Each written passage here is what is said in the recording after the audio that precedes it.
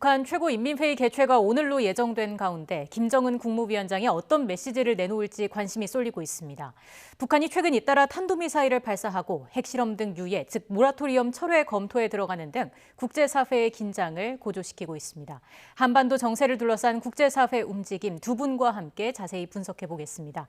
이호령 한국국방연구원 군사연구실장, 정대진 한평정책연구소 평화센터장 나오셨습니다. 어서 오십시오. 안녕하십니까. 자, 말씀드린 것처럼 오늘 북한의 최고인민회의 개최가 예정이 된 날입니다. 아직까지 북한에서 내놓은 어떤 메시지나 동향은 포착된 게 없는 거죠? 그렇죠. 오늘 이제 최고인민회의가 이제 시작이 되는데 보통 이제 최고인민회의가 개최되면 다음 날, 내일 아마 노동신문이나 이런 걸 통해서 결과가 나올 것 같은데요.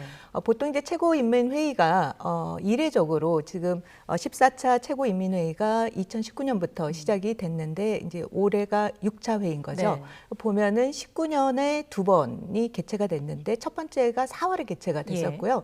20년에는 한 번이 개최가 됐고 작년에는 21년에도 4월이랑 9월 두 번이 개최가 됐죠. 그러니까 올해는 굉장히 이르게 2월 달에 이제 개최가 된다라고 하는데 이번 최고인민회의를 통해서 뭐를 이제 주목해야 될 것인가가 아무래도 주요 관심 사항이 아닐까라는 생각이 들어요.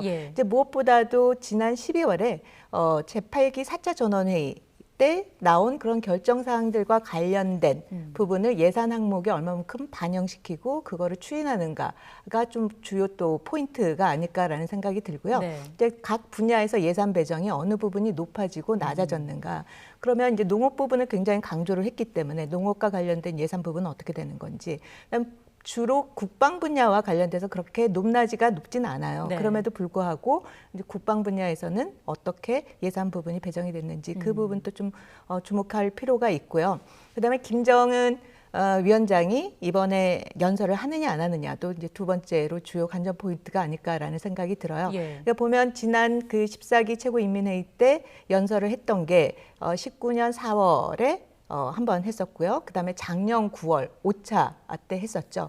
그래서 이번에 과연 발언을 할 것인가 안 할 것인가도 이제 우리가 봐야 될 주요 또 종목이 아닐까라는 생각이 듭니다. 말씀해 주신 것처럼 지금 김정은 위원장이 과거 좀 여러 차례 이 회의를 통해서 대외 메시지를 내놨기 때문에 이번에도 주목이 되고 있는 상황인데 어떻게 좀 예상을 하세요? 내놓게 될까요? 정말 김정은 위원장 참석 자체 그리고 대외 메시지 나오는 것 자체가 지금 딱 반반 수준인 것 같아요. 그러니까 지난 9월 달 최고인민회의 할 때도 첫날은 안 나왔었거든요. 둘째 날 나와서 대외 메시지가 나왔던 건데 지금 만약에 나올 경우 안 나올 경우 두 가지를 좀 다 봐야 되겠죠. 만약에 나오게 된다고 하면 그동안 김정은 위원장의 그 최고인민회의 시정연설을 통한 대외 메시지 패턴을 좀 봐야 할 건데요. 2019년 4월 달에는 미국에 대해서 새로운 계산법 가져와라. 우리 측에 대해서는 오지랖 넓은 중재자 행세하지 말라라고 해서 좀 다소 강경한 어조로 비판을 했죠. 그러나 동시에 끝에는 또 미국이 새로운 계산법 가져오면은 3차 북미 정상회담 할 수도 있다라고 해서 여지를 또 남겨두는 걸로 끝냈습니다. 그리고 작년 9월 달에 최고인민회의 시정연설에서는 남북 통신 연락선 복원하는 걸로 해서 어쨌든 한반도의 분위기 반전하는데 주인공은 김정은이다라고 하는 거를 대외 메시지를 통해서 이제 강조를 하고 있는 거죠. 만약 나와서 얘기를 한다고 하면은 그래도 좀 지금의 지금 강경한 분위기에서 이 기조를 좀 이어나가면 2019년 4월에 아마 기조연설, 시정연설과 비슷한 패턴이 될 것 같은데요. 미국에 대해서 이제 강대강 선대선 원론적인 기조를 다시 한번 밝히면서 새로운 계산법 요구하는 거 다시 한번 강조하되 가지고 오면 내가 또 받아줄게라고 하는 그런 이제 이야기를 할 거고 밑에 김여정 부부장이나 이제 대외 대남 메시지를 담당하는 당국자들이 비판 어조는 많이 쏟아냅니다. 근데 김정은 위원장이 할 일은 이렇게 싸우던 와중에 마지막에 이제 상황 바뀌어서 평화 분위기로 갈 때는 내가 결정해서 간다라고 하는 그 이미지 구축하는데 아마 시정 연설을 한다면은 많은 이제 내용을 좀 할애를 할 거고요. 만약 안 나온다라고 하면은 지금 상황을 또 반영해서 계속 이제 북한이 실제 군사 행동으로 나아가야 되는데 나와서 이렇게 여지를 주는 말들을 하는 것들 그렇게 뭐 이게 덕이 될까라고 하는 생각을 할 수도 있고 그리고 또 베이징 동계올림픽이 열리고 있는 와중에 그 푸틴과 시진핑이 만났을 때도 시진핑은 그래도 좀 외교적으로 문제를 해결해 보자 지금은 잔치 중이다라고 하는 그런 류의 이야기를 했잖아요. 거기서 또 강경한 이야기를 또 쏟아내는 게 네. 분위기에 맞을까라고 한 텀 쉬어갈 수도 있는 것. 그 반반의 가능성을 모두 다 좀 봐야 될 것 같습니다. 그리고 상황상 사실 지금 임기가 3개월밖에 남지 않은 문재인 정부보다는 바이든 행정부를 겨냥한 메시지를 내놓게 될 것이다라는 분석도 있던데 이거에도 동의를 하시는 건가요? 예, 그게 절대적으로 맞는 것 같습니다. 북한 외교의 최종 종착지는 어쨌든 미국이에요. 네. 남조선하고 뭐 잘하든 잘못하든 간에 어쨌든 남조선 징검다리로 삼아서 미국과 어쨌든 이제 결국 이제 승부를 봐야 하는 것이 북한 외교의 최종 목적지이기 때문에 만약에 나와서 대외 메시지를 발신한다 하더라도 미국을 향한 메시지가 될 가능성이 굉장히 높습니다. 네. 메시지 여부를 좀 일단 살펴봐야 할 것 같고요. 최근 그 북한이 핵실험 및 대륙간 탄도미사일 ICBM 시험 발사 유예 철회까지 시사한 바 있고요. 지난 일요일에는 중거리 탄도미사일 화성 12형을 발사했잖아요. 일단 화성 12형이 어떤 위력을 가진 무기인지부터 설명을 좀 해주세요. 화성 12형 같은 경우에는 2017년에 세 차례에 걸쳐서 시험 발사를 이미 했었죠. 네. 그래서 보면은 5월에 이미 고각 발사를 통해서 시험 발사를 했었고요. 그다음에 8월하고 9월에는 정상 거리로 시험 발사를 해서 그 당시에 뭐 이미 3,600km를 날아가는 거를 보여줬었죠. 네. 그리고 이제 이번에 이제 시험 발사를 하면서 메시지를 잘 보면은 실전 배치가 이미 됐다. 그거 중에 우리는 이번엔 검수 사격 시험을 통해서 안정성, 그다음에 운영 효과성, 정확성 이 부분을 다 달성을 했다라는 거를 재차 반복을 하고 있는 점을 지금 강조하고 있다라는 점을 주목할 필요가 있죠. 근데 보면 2017년에 5월에 고각 발사, 8월, 9월 이제 정상 각도 시험 발사에 이어서 또 8월에 또 어떤 게 있었냐면 괌 타격 에 대한 거를 보여줬었죠. 그러면서 괌 타격과 관련돼서 세 가지의 범위를 이야기를 했어요. 예. 이제 하나가 이제 한반도, 일본이 포함되는 그런 거리. 그다음에 두 번째가 괌이 포함되는 거리, 그다음 미국 본토가 들어가는 거리에서 세 가지를 세 가지 타격 지점이 있는 거를 지도를 이렇게 보여주면서 예. 그때 괌 타격을 이야기를 했었죠. 그리고 나서 8월, 9월, 8월 말, 9월 중순에 실제 각도 고각이 아닌 정상 각도로 해서 시험 발사를 했었죠. 예, 4년여 만에 이제 북한이 화성 12형을 발사하면서 모라토리엄 좀 파기에 한 발 더 다가가고 있는 게 아니냐 이런 분석이 나왔던 건데 북한이 화성 12형이 지금 우주 화면을 공개했다고 하잖아요. 이건 네네. 또 어떤 의미가 있을까요? 보면은 이제 지구를 찍은 거를 이렇게 보여줬는데 지구를 찍은 게 2019년에 북극성 3형 시험 발사를 했을 때 네. 2019년 9월일까요? 10월이에요. 그때도 보면 이제 지구 표면을 찍은 사진을 보여주면서 재진입의 어떤 그러한 가능성이 있다, 능력이 있다라는 거를 보여줬었죠. 예. 근데 이번에도 지금 이제 4년 만에 또 한번 그거를 보여준 거죠. 지구 네. 사진을 보여줬는데 이거 관련돼서 이제 뭐 몇 가지를 볼 수가 있는 거죠. 북한이 재진입체와 관련된 기술 향상과 관련돼서 계속해서 속도를 내고 있다라는 부분 하나. 그다음에 군사 위성과 관련돼서 북한이 8차 당대회에서 주요 5대 핵심 군사 능력 강화 부분에 바로 군사 위성 부분이 들어가 있죠. 그래서 이거와 관련된 능력도 개발을 하고 있다. 그다음에 또 하나가 이제 무인 타격 능력과 관련된 그 부분과 관련돼서도 북한이 어떻게 보면 역량을 향상시키고 있는 그런 부분. 그러니까 전반적으로 보면요, 북한이 이번에 그 이제 1월달에 7차례에 걸쳐서 9발의 탄도 미사일을 네. 단거리, 중장거리 다 시험 발사를 했잖아요. 탄도랑 순항 미사일 예. 이런 걸 보면은 2019년에 그 앞에서도 이제 정 박사님께서도 말씀해 주셨듯이 새로운 계산법을 4월에 이야기를 하면서 뭐를 했냐면 그해 새로운 길까지도 이야기했었죠. 네. 우리는 새로운 길을 가겠다라고 했는데 그때 보면 2019년 12월에 군사 분야에 있어서 많은 변화가 북한이 사실상 보였어요. 그러니까 대화 외교를 이야기하면서도 실질적으로 북한이 2019년부터 군사적인 역량과 관련된 방향을 바꾸면서 어떻게 보면 국방 개혁과 관련된 그런 부분에 그동안에 보여줘 왔던 미사일 능력이라든지 이런 거를 굉장히 개발을 시키고 실전 배치 방향으로 많은 전략을 바꿔왔다라는 거에 우리가 좀 주목할 필요가 있다. 네. 그런 부분에서 8차 당대회에서 5대 전략무기와 관련돼서 강조한 부분이라든지 이런 것도 같이 연계돼서 볼 필요가 있다라고 생각이 듭니다. 그렇기 때문에 또 다음 단계에 대해서 좀 관심이 집중이 되고 있는 게 아닌가 싶은데 다음 단계는 결국에는 뭐 ICBM이라고 봐야 할까요? 예, 뭐 도발이라고 하는 게 전보다 수위를 높여서 상대를 놀라게 해야 그 효과를 네. 거두는 거지 않습니까? 그럼 이제 그 수위를 높일 수밖에 없는 거예요. 지금 중거리 미사일 썼으니까 다음은 이제 장거리 미사일, 대륙간 탄도 미사일을 쏴야 하는 거고 그 밖에도 많은 카드가 아직 북한한테는 좀 있어요. 그동안 모라토리움 하면서 축적해 나왔던 기술들을 시험도 좀 할 겸 그리고 또 대화 압박을 또 할 겸 해서 여러 가지 카드를 선보일 수 있는데 이제 잠수함 발사 탄도미사일도 남았죠. 예. 수중 바지선 발사까지는 성공했는데 진짜 잠수함에서 시험 발사하는 건 아직 안 했거든요. 만약에 잠수함 건조를 했다라고 하면은 그거를 뭐 한 3, 4, 5월 중에 또 선보이면서 SLBM 그 시험 발사도 좀 해야 되는 것이고 그 외에 또 2월과 4월이 이제 광명성절, 태양절 껴있는 축제 기간인데 네. 축제 기간에 또 이게 축보를 울리는 또 뭐 효과도 좀 있어야 되잖아요. 거기서 또 인공위성 쐈다고 이제 주장을 하면서 네. 우주의 평화적 이용 또 이야기하고 자신들의 이제 로켓 기술을 이제 과시하는 이제 여러 가지 뭐 이벤트들은 북한이 쓸 수 있는 카드는 몇 가지 좀 있다고 생각이 됩니다. 여러 카드가 있는 건데 사실상 ICBM 같은 경우에는 미 본토가 사정권인 거잖아요. 그렇기 때문에 뭐 레드라인이라고 할까요? 그런 식으로 표현이 되기도 해왔고 좀 북한이 내놓을 수 있는 마지막 카드라는 느낌이 있잖아요. 그래서 지금 이 카드를 내놓기보다는 나중에 추후에 협상용으로 좀 꺼내놓지 않겠냐 이런 분석도 있는 것 같더라고요. 저는 이제 레드라인이라는 이 용어 자체가 예. 의미가 이제 없다라고 생각이 들어요. 우리가 그 지난해 북한의 대북 정책이라든지 또 미국의 대북 정책이라든지 이런 걸 봤을 때 레드라인이라고 우리가 이야기를 한 거를 보면 다 북한이 넘어온 거죠. 이런 거를 봤을 때 과연 레드라인이라는 거를 우리가 미리 사전에 공지를 하고 이거를 넘었을 때 뭘 한다라는 것이 과연 의미가 있을까라는 네. 거에 대한 근본적인 문제 제기를 해보고요.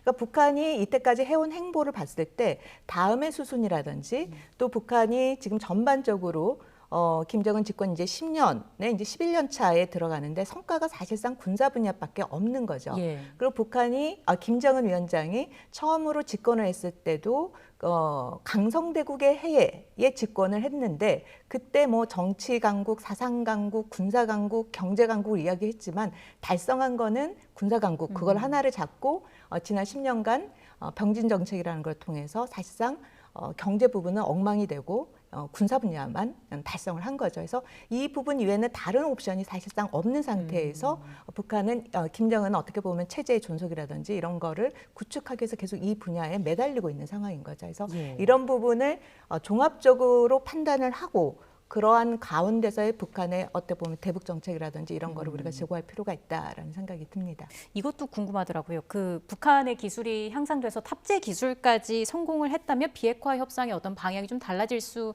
있지 않겠느냐라는 이야기가 있던데 여기에 대해서는 어떤 말씀해 주실까요? 그 사실 북한은 김정은 체제에 들어와서 2013년, 2014년 이제 핵경제 병진 정책을 이야기하고 나서 핵실험을 한 이후부터는 계속해서 군축 이야기를 해왔어요. 네. 비핵화 협상이라는 부분은 북한은 사용하지 않고 계속해서 핵군축을 이야기를 해왔고 이 부분과 관련돼서도 2018년에 북미 대화를 하고 우리가 또 정상회담을 했지만 그럼에도 불구하고 그 내용들을 보면 북한은 계속해서 군축을 이야기를 하고 있는 거죠.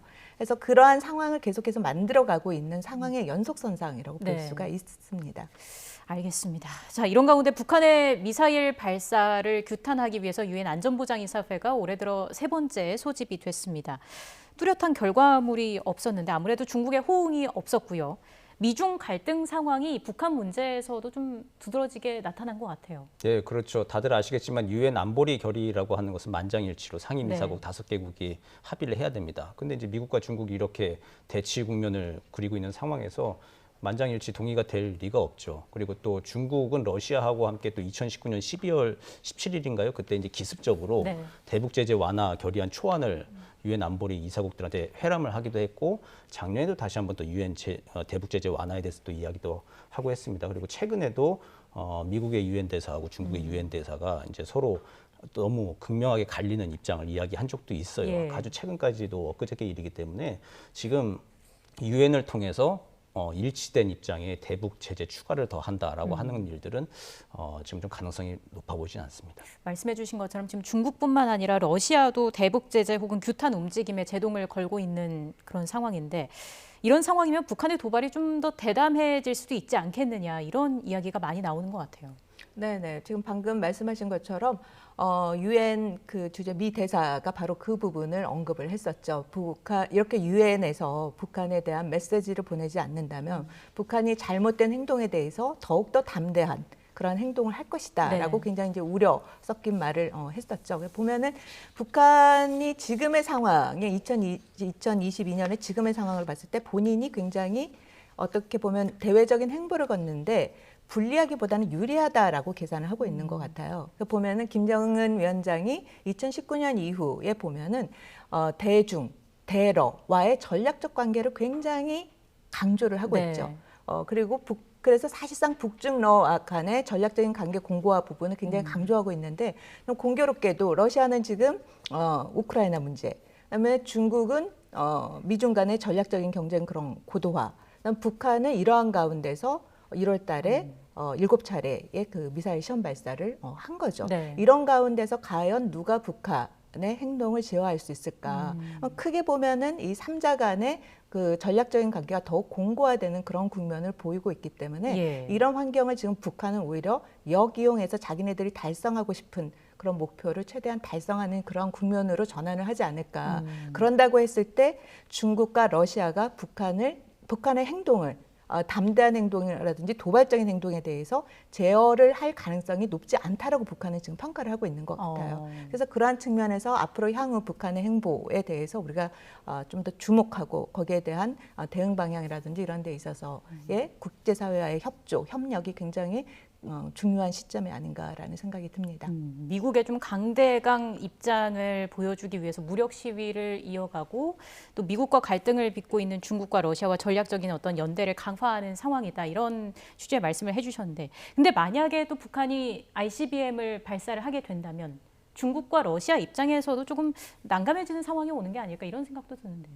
뭐 난감해질 수도 있는데 그게 2019년 12월에 중국과 러시아가 대북 제재 완화 결의안을 유엔 안보리 상임 이사국들한테 회람했을 때 그때는 아마 북한의 모라토리움이 좀 유지되길 바랬던 것 같아요. 뭐 상황이 좀 악화되거나 2020년이라고 하는 그 미국의 대선이 들어오고 어쨌든 전환기에 들어서는 상황에서 뭐 전선이 좀 복잡해지는 것 자체를 좀 중국과 러시아는 당시는 꺼렸을 수가 있는데 20년, 21년 코로나 때문에 아무 일도 못하고 지금 지나가고 지금 상황에서 중국과 러시아가 그런 북한이 ICBM을 쏘고 한반도에 새로운 전선이 형성되는 걸 그거를 과연 또 이렇게 뭐 즐기지 않거나 그런 상황일까라는 그 의문을 좀 한번 던져봐야 되거든요. 왜냐하면은 우크라이나에서 지금 미국이 굉장히 좀 부담스러운 전선을 맞이하고 있는 상황이죠.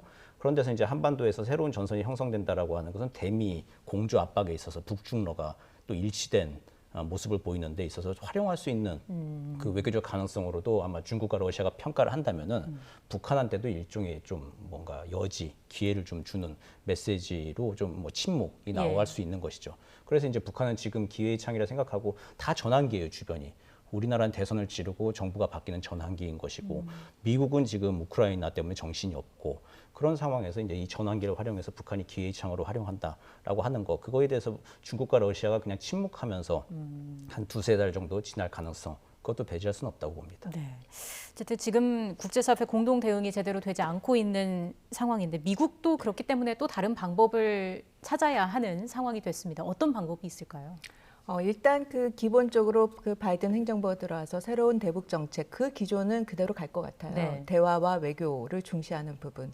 그러나 테이블에서 언제든지 그 다음 옵션 또 올라올 수 있다라는 부분은 앞으로 해서 계속해서 이야기를 할 것 같아요. 지금 우크라이나 문제를 보면은 미국이 외교적인 이야기도 하고 있지만 외교적인 문제가 해결되지 않았을 때 다른 옵션도 지금 같이 준비하고 있다라고 했을 때 이 부분이 북한에게도 그대로 적용이 된다라고 볼 수가 있겠죠.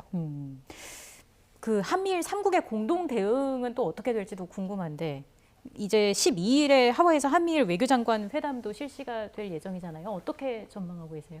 이게 이제 미국 입장에서 보면은 그 우크라이나 전선이 좀 확대되고 있기 때문에 한반도에서 새로운 전선이 확대되는 걸 좀 막으려는 그런 게 좀 가장 큰 관심사일 겁니다. 네. 근데 한반도에서 새로운 전선을 확대되는 걸 맞으려면은 북한을 제어하는 것도 중요한데 한일 관계를 좀 돈독히 해놓는 게 미국 입장에서는 가장 좀 중요한 아마 좀 이렇게 포인트일 거예요. 거기에 좀 집중을 좀 할 것 같고요. 그래서 뭐 북한에 대해서 어떻게 공조를 좀 한미일이 일치된 입장으로 할 것이냐는 얘기도 하지만 그걸 위해서 한일 관계가 좀 균열이 나서 한반도에서 우연하게 원치 않는 상황으로 새로운 전선이 발생되는 것을 막으려는데 아마 미국은 아마 초점을 맞출 것 같습니다. 근데 그게 또 지금 쉽지 않은 상황이잖아요. 일본이 사도광산 유네스코 등재 추진하면서 좀 안 그래도 좋지 않은 한일 관계가 더 냉각되고 있는 모습인데 어떻게 전망하세요?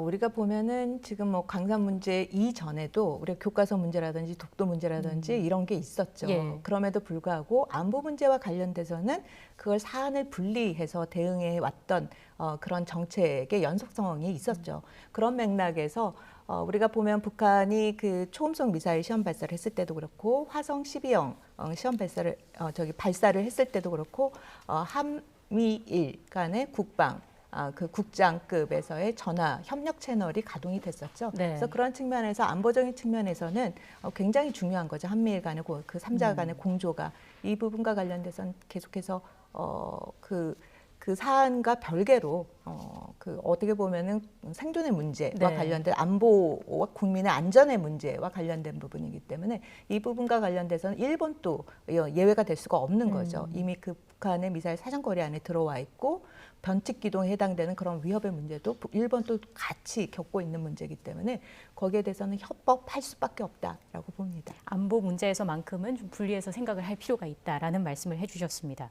앞서 말씀드린 것처럼 1월에만 북한이 7차례 미사일 발사를 했습니다. 2월 들어서는 아직까지 별다른 움직임은 없는데 지금 국제사회 동향을 북한이 좀 살펴보고 있는 중이라고 봐야 할까요? 예, 그러면서 이제 중요한 계기가 2월 16일 광명성절이 네. 될 겁니다. 김정일 생일. 그때가 이제 아직 올림픽 기간이에요. 베이징 그렇죠. 동계올림픽 기간인데 북한이 최대 우방국인 그 중국에서 올림픽이 열리고 있는 기간에 과연 이제 도발 행위를 할 것이냐라고 하는 게 초미의 관심사인데 근데 2월 달에 또 안 쏘고 넘어가지는 않을 것 같아요. 뭔가 이제 계속해서 수위를 높이는 거는 지금 북한한테 기회의 창이 좀 열려 있는 기간이기 때문에 포기하지는 않을 것 같은데요. 2월 16일 날 좀 뭐 그래서 관측해 볼 수 있는 게 그 광명성절이라고 하는 이제 어쨌든 명절이잖아요. 북한에선 거기서는 이제 축포를 쏴야 하는 것인데 그랬을 때는 뭐 이제 인공위성 발사를 이제 명분으로 해서 이제 우주의 평화적 이용 강조하고 그거는 뭐 국제사회가 그래도 중국도 뭐 그냥 넘어갈 수 있는 이제 그런 네. 명분을 좀 동원해서 이제 그런 식의 뭔가 행동들을 좀 하진 않을까 이제 그런 것들도 이제 보면서 예의주시를 해야 되겠죠. 시기적으로 올림픽이 진행이 되고 있는 상황이기 때문에 20일 전까지는 아무래도 중국의 체면을 봐서라도 무력 도발을 좀 자제하고 그 이후에 도발할 가능성이 있다라는 말씀이시고요. 지금 동계올림픽에 북한은 불참을 선언을 했잖아요. 이거는 뭐 두 나라 간의 관계에는 큰 문제가 없다는 판단이 있었던 걸까요? 어떻습니까? 그거는 뭐 이미 그 하계올림픽 때 북한이 불참해서 IOC에서 네. 참가를 못하게 했고 또 코로나라는 그 예. 변수로 북한은 계속해서 핑계를 댈 수가 있었던 거죠. 그래서 그런 부분이랑 같이 겹쳐서 다음에 이제 참석을 하는 걸로 하고 베이징 올림픽 개최와 관련돼서는 축전을 이미 보냈잖아요. 네. 그래서 불참의 문제에 대해서 어떻게 보면 자신들의 어떤 구실을 충분히 전달을 했다라고 볼 수가 있겠죠. 알겠습니다. 자, 올해는 앞서 말씀을 해주신 것처럼 뭐 3월에는 한미 연합훈련도 있고요. 김정일 생일 80주년, 김일성 생일 110주년이 함께 있습니다. 정주년이기도 한데 대규모 열병식이 개최되지 않을까라는 그런 가능성도 거론이 되고 있는데 열병식에 대해서는 어떻게 생각을 하세요? 예, 충분히 가능성이 높은 거고요. 아마 그 어떤 때보다 규모를 좀 크게 더 확장해서 할 가능성이 있죠. 그리고 새로운 무기 체계들을 선보일 가능성. 그것 또한 이제 어쨌든 일종의 무력 시위가 되는 거기 네. 때문에 그 효과를 좀 노리긴 할 겁니다. 그동안에 북한이 경제적인 성과는 많이 못 거뒀어요. 지금 어려운 상황이죠. 뭐 코로나 상황뿐만 아니라 장기적인 대북 제재 때문에 제대로 경제적 성과는 못 거뒀는데 국방력 분야만큼은 그래도 성과를 좀 거두고 있죠. 예. 이제 이거를 성과를 확인하고 대내 결속을 하기에 가장 좋은 계기가 이제 열병식일 거고요. 거기서 이제 기존의 무기 체계뿐만 아니라 새로운 무기 체계, 뭐 이제 SLB에 뭐 이제 뭐 보여주는 것 등을 포함해서 잠수함 건조 기술이 지금 또 굉장히 좀 중요한 다음 단계거든요. 예. 뭐 잠수함을 직접 가져와서 열병식에 선보일 수는 없겠지만 잠수함을 상징하는 이제 카드 섹션이나 이제 그런 퍼포먼스까지도 생각을 해서 하여튼 가지고 있는 전략 무기 체계의 총알을 다 선보이는 자리로 아마 좀 대대적인 기획을 하고 있을 거라고 생각은 합니다. 그리고 4월이 되면 김정은 위원장의 공식 집권 10주년이 되는 해잖아요. 그렇죠. 이건 역시 북한에서도 좀 굉장히 중요하게 생각하는 부분일 것 같은데요. 그렇죠. 어떻습니까? 보면은 올 1월에 그 새해와 관련된 활동들이 거의 없었죠. 그냥 전원회의의 내용을 다시 한번 복습하는 그런 활동의 장이 있었지 사실상의 새해를 축하하는 그런 움직임 전혀 없었어요. 그래서 이거 왜 그럴까 하면 그거와 관련된 행동을 사실상 4월에 할 가능성이 높다라고 봐야겠죠. 네. 보면 공교롭게도 2012년 4월에 북한이 은하 3호를 처음으로 시험 발사를 했었죠. 그때 시험 발사에서 실패했던 것이 그해 12월에 성공을 했기 때문에 인공위성 시험 발사라든지 이런 것이 대규모 군사 퍼레이드와 이런 것들이 4월에 더 오히려 좀 더 집중될 가능성이 높지 않을까라고 예측해 봅니다. 마지막으로 그럼 우리 정부로서는 어떻게 좀 대응을 해야 할까요? 북한이 어떻게 보면 그동안의 이러한 그 무력 도발, 그다음에 군사적인 시위 이런 거와 관련돼서 오면은 우리가 자꾸 대화라는 이 포인트와 같이 연결해서 위협을 완화시키기 위한 조치를 많이 이야기를 했었는데 보면 북한이 그동안 해온 패턴을 보면은 조건을 걸고 이거를 하지 않는다면 대화에 나오겠다라고 하지만 그들이 사실상 테이블 밑에서 해온 거는 꾸준히 군사적인 역량을 강화를 시켜왔었던 거죠. 그래서 북한이 그동안 내세운 그런 조건에 우리가 연연하지 말고 실질적인 북한의 위협에 해당되는 거와 관련된 능력, 대비태세 이 부분을 계속해서 강화를 하고 나가면서 그와 관련돼서 우리도 북한이랑 똑같이 뭐뭐 라면에 해당되는 그런 조건을 북한에게 대화라든지 이런 걸 제시할 때 뭐뭐 라면이라는 조건은 좀 구체적으로 북한에게도 제시할 필요가 있다라고 생각이 듭니다. 네, 알겠습니다. 북한 관련 이슈 짚어봤습니다. 지금까지 이호령 한국국방연구원 군사연구실장, 정대진 한평정책연구소 평화센터장과 함께했습니다. 오늘 말씀 잘 들었습니다.